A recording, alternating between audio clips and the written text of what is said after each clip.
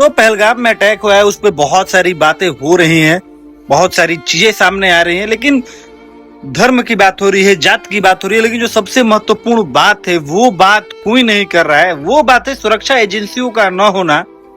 घटना के कुछ दिनों पहले वहां से जो चेक पोस्ट थे, चेक पोस्टों को हटाया जाना है। पूरा समीक्षा किया, जो उसकी रिपोर्ट आई गलत है। मैं पूछता हूँ कि जो पहले चेक पोस्ट स्थापित किए गए थे वो किसकी मर्जी से हटाए गए, उस पर क्यों नहीं जांच बैठाई गई। चेक पोस्ट का काम होता है, जो गाड़ियाँ आती हैं उसको चेक होता है, तो सारे चेक पोस्ट हटा लिए गए थे। निश्चित रूप से मैं फिर कहता हूँ कि जांच का विषय है कि वो जो चेक पोस्टें थे हटा ली गई थी, किसके आदेश से हटाया गया था, और इस पर सरकार भी इसमें शामिल है, निश्चित रूप से अर्नब गोस्वामी शामिल है। पूरा इस पर अलग से चर्चा कराई जाए, फिर से जांच कराई जाए। चेक पोस्ट क्यों हटाए गए? चेक पोस्ट पूरा खाली कर दिया गया था, जो गाड़ियां आ जा रही थी कोई चेक पोस्ट नहीं था।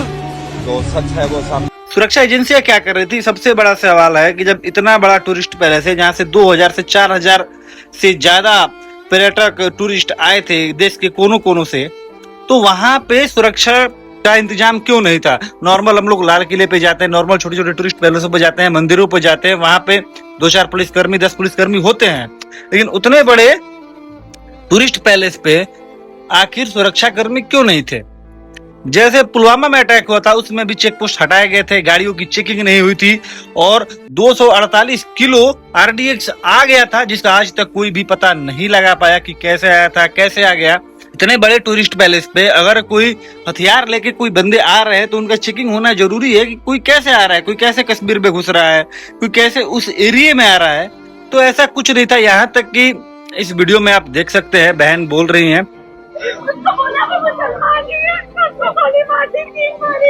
भाई साहब मेरी आईडी क्यों हटा रहे? कोई नहीं आया आप 1.5 घंटा वो जिंदा था कोई नहीं आया वहाँ पे। अगर कोई आदमी होती तो मेरे को बोल सकता था, कोई नहीं आया वहाँ पे।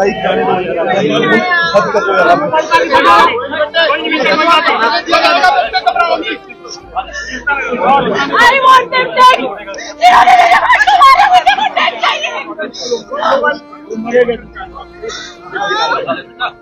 उनका भाई 1.5 घंटे तक जिंदा था, लेकिन 1.5 घंटे तक कोई भी सुरक्षा कर्मी, कोई भी फैसिलिटी वहां पे नहीं आई थी। अगर टाइम पर पहुंच जाते तो कितने लोगों की जान बच जाती। जो लोग सोशल मीडिया पे ये अफवाहें उठाए पड़े हैं कि हिंदू मुस्लिम ये वो, तो भाई वहां पे मुस्लिम एक लड़का भी मारा गया है और वहां पे मुस्लिम लोग जो आम लोग थे वो लोगों ने सहयोग करके लाखों लोगों की जानें बचाई हैं। क्या है कल से इंसिडेंट के बाद से बहुत हम लोग पैनिक कर गए। हम लोग सब बच्चा लेके आए हैं तो हम लोग सब बहुत पैनिक कर रहे थे, पर ये भैया हम लोग के साथ बहुत हेल्प किया। रात का 11 बजे भी आके हम लोग को कंसोल कर रहा था कि हम लोग पैनिक ना करें, लेकिन सुबह हम लोग इतना पैनिक किए, हम लोग एयरपोर्ट चले गए थे, लेकिन 2 दिन के लिए कोई टिकट नहीं है। अभी फिर से इन लोग के साथ ही हम लोग आए हैं। हम लोग का जो ड्राइवर भैया है यूसुफ भाई, वो लोग सब बहुत हम लोग को हेल्प कर रहे हैं। तो ऐसा हम लोग को डर लग रहा है, लेकिन ये लोग की वजह से हम लोग थोड़ा सा सिक्योर सेफ फील कर रहे हैं। खुशी में दुख में दोनों में हम आपके साथ। Thank you. हम साथ है, सबको इधर कोई टेंशन नहीं है, हम पूरा ये टूर में यूनिस साथ भाई, रहेंगे। यूनिस भाई और जाहिद भाई, ये जो किया हम लोग के लिए, ये कभी भी हम लोग भूल नहीं पाएंगे, क्योंकि रात में हम लोग खाना भी नहीं खाए।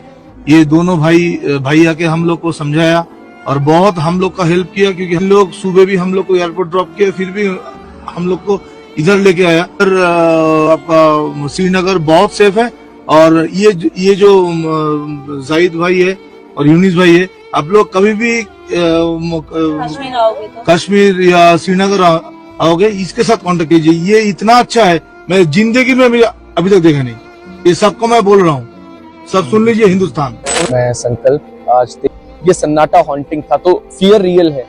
ऐसा नहीं है कि डर नहीं लगता, डर है। उसके बावजूद ये कहना चाहता हूँ कि क्योंकि हम यहाँ हैं और खुशकिस्मती से आप सबके बीच में हैं, और जब तक ये वीडियो आएगा हम लोग अपने घर पे होंगे। ये बताना बहुत जरूरी है कि जब संवेदना उन परिवारों के साथ है जो उजड़ गए, जिनके परिवार के लोग मार दिए गए, तो संवेदना उन कश्मीरियों के साथ भी होनी चाहिए जिनको आतंकवाद से कोई लेना देना नहीं।